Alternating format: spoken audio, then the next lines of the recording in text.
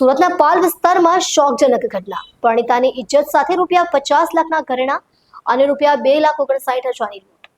Sheetal photo સ્ટુડિયોના Arjun કથારિયા પર આરોપ લગાવ્યો છે. પીડિતાને મદદના બહાને ઇમોશનલ બ્લેકમેલિંગ કરી 6 વખત દુષ્કર્મનો ભોગ બની.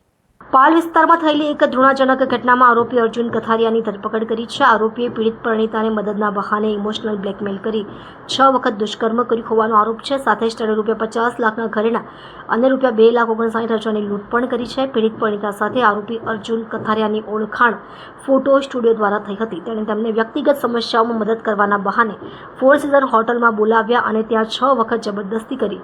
આ દરમિયાન તેણે ધમકીઓ અને ઇમોશનલ બ્લેકમેલિંગ દ્વારા પીડિતાને ચૂપ રાખવાનો પ્રયાસ કર્યો. આરોપી પીડિતાના ₹50 લાખ મૂલ્યના ઘરેણાં અને ₹2,59,000 નકદ રકમ પણ લૂંટી લીધી હતી. પીડિતાએ ધીરે ધીરે હિંમત જૂટવી અને પોતાના પર થયેલા અત્યાચારની જાણ પોલીસને કરી હતી.